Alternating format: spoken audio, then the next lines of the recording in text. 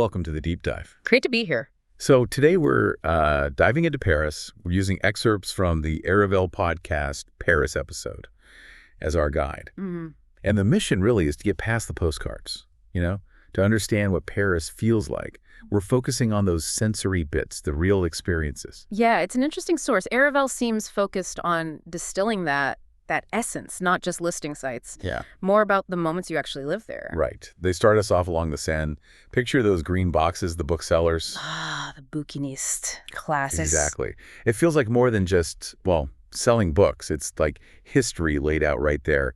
And Notre Dame is always just there, looming. It really is the historical heart, the Ile de la Cité and the riverbanks. And those booksellers, they're like this living link to Paris's intellectual past, aren't they? And Notre Dame, even now, it's such a symbol.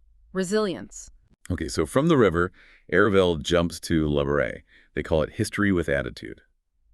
What do you think they mean by that? Is it the cobblestones mixed with like falafel joints and hidden galleries? Well, it's interesting because Le Marais has this complex past. It wasn't always chic. It had working class roots too, before the aristocracy moved in later. So maybe that attitude comes from history feeling less preserved under glass. Ah, okay. Yeah, it feels more lived in. The history and the modern buzz kind of rub shoulders more directly there. The falafel places next to grand old doorways, Gotcha. And then they tackle the big icons, but with a twist. Like the Louvre, sure, the pyramid, but they say, experience the Palais Royal next door. Touch the columns, notice the patisseries. Yeah. It's more tactile. Exactly. It pulls it down to a human scale. It's not just about looking at the massive museum, but about engaging with the area around it, noticing those everyday things like a great pastry shop. It grounds the grandeur. And Montmartre, climbing the steps, maybe sketching the view, makes you think of Piaf, right? That whole romantic, artistic soul of Paris. Oh, definitely. That description really nails the feeling up there. It is steeped in that history of artists and singers. You can almost feel it in the air. Then there's the Canal Saint-Martin. Feels like a totally different city. Boats, little shops, like a relaxed Parisian morning. Yeah, the canal shows you a more local Paris, I think. Less monumental. It's amazing how the city holds all these different moods so close together. But it's those little everyday things they highlight that, I think really capture it. Like getting a cheap coffee, standing at the bar. Oh, yeah. The zinc bar espresso. Quick, cheap, very Parisian. Or just grabbing a hot baguette and eating it on a bench. Yeah. Simple, right? Absolutely. Those are the unscripted bits that often connect you most to a place. You're just sort of participating in the daily flow for a moment. In the markets. The Rue Mouffetard, Bastille, early morning, tasting cheese, trying your French. Oh, the markets are fantastic for that. Yeah. So vibrant. Maybe even getting a smile back. Yeah. Sounds like a proper dive into local life. It really is. It's direct, sensory. You're right there with the vendors, the produce, the community.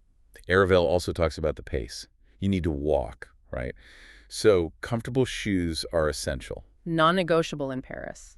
And resist rushing. They suggest enjoying Paris behind glass. Could be a wine glass, a shop window, or just watching the world from a cafe. It's about slowing down, isn't it? Letting yourself absorb the atmosphere instead of just ticking off a list. Yeah. More contemplative. Yeah, exactly. And finally, this idea about Paris and love.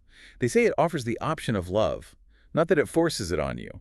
That's subtler than the usual cliches. It is. It suggests the city provides the backdrop, the potential for romance because of its beauty and atmosphere, but it's not like automatic. It respects your own experience more, I think. So the main takeaway feels like, to really get Paris, you need to be in it, on the streets, tasting things, noticing the small stuff, not just hitting the famous sites. Precisely. It's about engaging with all those layers, historical, cultural, everyday, through your own experiences. Immersion. It really makes you think, how do all those layers, the history and the feeling of a place, shape how you understand a city when you visit? Something to maybe keep in mind next time you're exploring somewhere new. A good thought to end on. Thanks for joining this deep dive today.